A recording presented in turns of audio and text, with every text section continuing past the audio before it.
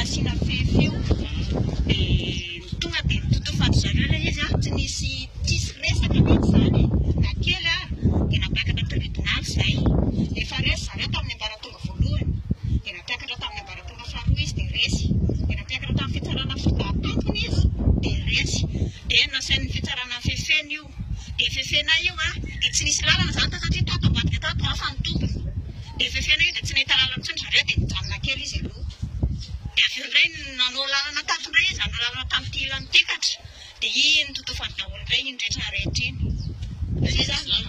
io iny efa totofany daholo iny fa tsy nisy lalana teto taloha fa nisy lavaka be tamin'iny hoe hafa ny tompony toy any tikatra izany